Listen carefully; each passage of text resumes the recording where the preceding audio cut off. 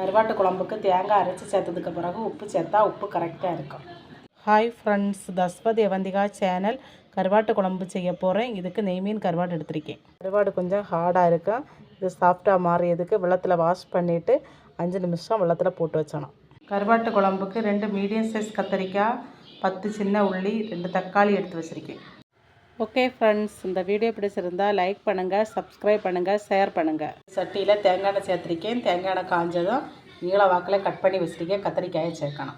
நல்லா வதங்கினதுக்கு பிறகு தனியாக ஒரு பாத்திரத்தில் எடுத்து மாட்டி வச்சணும். கத்திரிக்காய் வதக்கின அதே எண்ணெயில் கடுகு, கறிவேப்பிலை, சின்ன உள்ளி சேர்த்துருக்கேன். உள்ளி லைட்டாக வதங்கினதுக்கு பிறகு 1/4 டீஸ்பூன் மஞ்சள் தூள், 1/2 டீஸ்பூன் மல்லித்தூள், 1 டீஸ்பூன் மிளகாத்தூள், 2 பச்சை மிளகாய் சேர்த்துருக்கேன். பொடியெல்லாம் வதக்கி விட்டுட்டு தக்காளி சேர்த்துருக்கேன். தக்காளி வேகக்கூடிய அளவுக்கு வெல்லம் சேர்த்தேன். தக்காளி வந்துடுச்சு.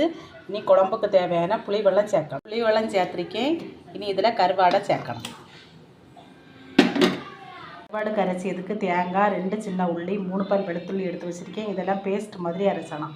குழம்பு கொதிச்சதுக்கு பிறகு வறுத்த கத்திரிக்காயை சேர்த்துருக்கேன். குழம்புல அரைச்ச தேங்காயை சேர்த்துருக்கேன். இதை மிக்ஸ் பண்ணி விடணும். மிக்ஸ் பண்ணி விட்டுட்டு கொஞ்சம் வெல்லம் சேர்த்துட்டு உப்பு சேர்க்கணும். தேங்காயை மிக்ஸ் பண்ணி விட்டுட்டு வெல்லம், உப்பு சேர்த்துருக்கேன். வெல்லம் சேர்த்துட்டு குழம்பு கொதிச்சதுக்கு பிறகு 2 நிமிஷம் குக் பண்ணினேன். குழம்பு ரெடி ஆகிடுச்சு.